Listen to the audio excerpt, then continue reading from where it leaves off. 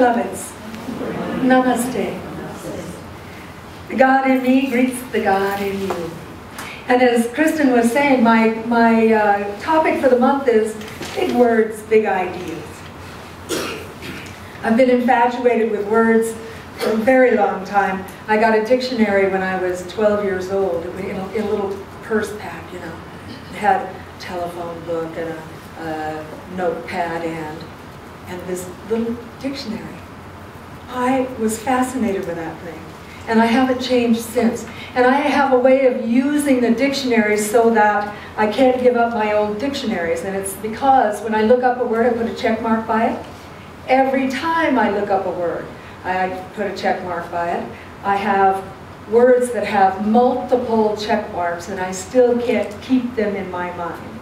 Ubiquitous was so hard for me, and now it's everywhere. Literally. So today's word that I want to talk about is called Entelechy. Entelechy. It's a Greek word. It's in Aristotelian. That's it. Aristotelian. I had to look that up as well. Means it pertains to Aristotle. In his philosophy, it was complete actuality as distinguished from potentiality. It's complete actuality. It's what's really in your life compared to what the potential is in your life. And that's what science of mind is all about. We know that, that our lives get created by what we think. And if you don't know that yet, it's the heart and soul of science of mind. Whatever we are thinking is creating the life, so that whatever we're living now is created out of the thoughts that we have been thinking. And if it's perfect, as you know, we're just going to keep moving forward thinking what we're thinking. If it's not perfect, we need to change our thinking and change our life. That's the tagline for Science of Mind. Change your thinking, change your life. That's what we want to do, is learn to live in a whole different way. And I think your song was perfect for this, because the way that the potential becomes actuality is not because you will it to be so, or you have a lot of force and energy that makes that happen. It's because the inner is waiting. And as we get older, we recognize more and more it's not so much the hustle and bustle and the activity of the world around us. It really is going inward, somehow getting into a space that has peace in it. And peace on earth, goodwill to humankind is a grand phrase, but I don't know how to get there anyway but through the inward journey.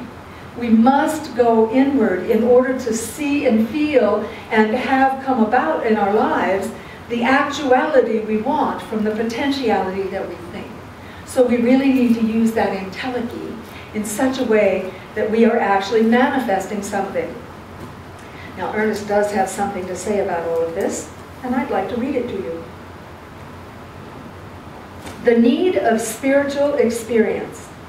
We need spiritual experience, a first-hand knowledge of life and reality. There is no medium between God and man, nothing between life and living, between heaven and hell, but an idea.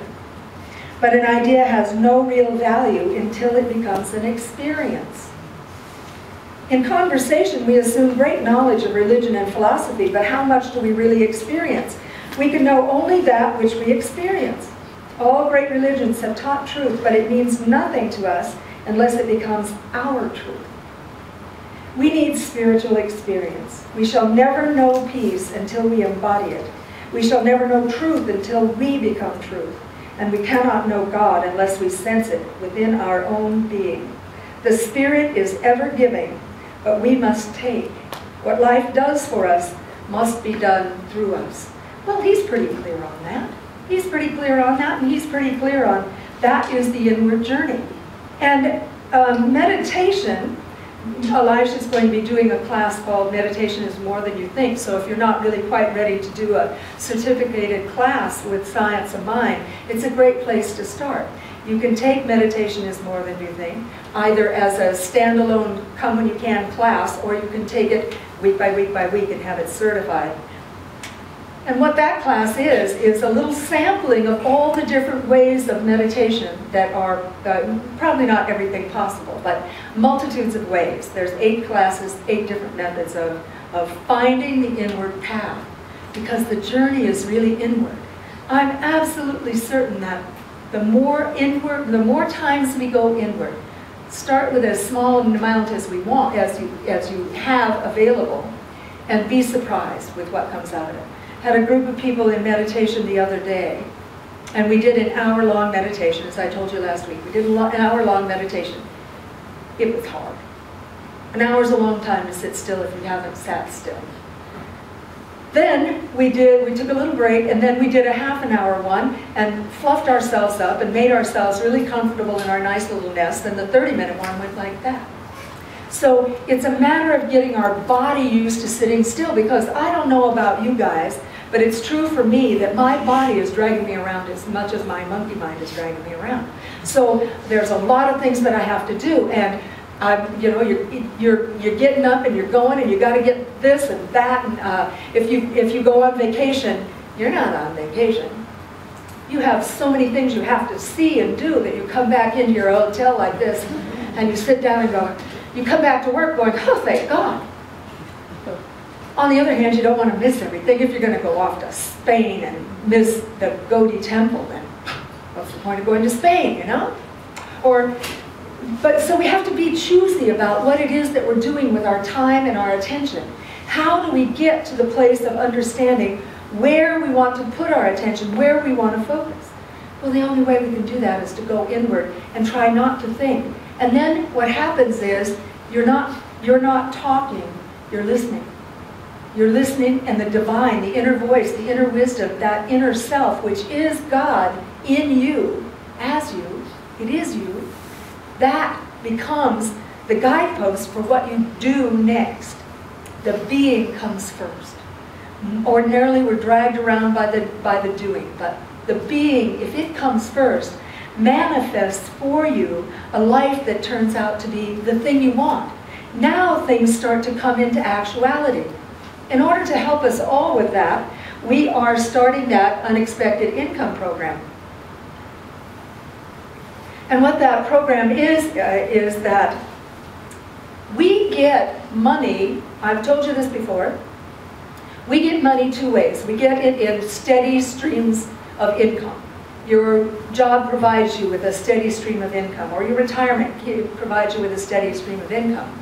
But you also get money in big chunks. And what I didn't say is, there's a third way. You could get money in little chunks. All the time, good is flowing to you. And you have to be awake and aware to what it is, and grateful for it, so that you can create more. And the Unexpected Income Program is designed to help with that. In the back part of it, there is a place to put income that comes into you unexpectedly. Okay, you find a dime in the parking lot. Well, you put it in there. You got money for Christmas that you didn't expect. You put that in there. Things come to you in unexpected ways. We're not talking about tithing on your income. We would love that. We would all love that. And that's not it. That could be too scary to actually begin with as a tithing program.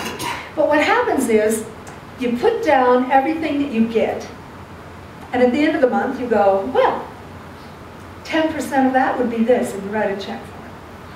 Now, the reason that I'm saying this to you is not because we'd like the money, although it's true we would like the money, but because gratitude causes more to be grateful for.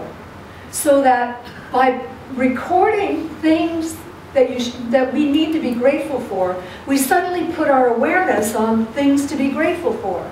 And the more things that we're grateful for, the more things come to be grateful for.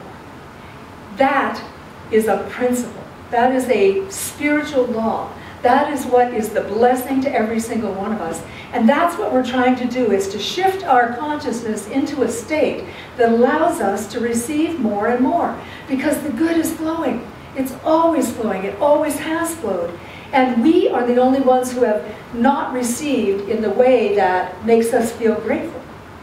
So all we have to do is change our thinking, and our life can change.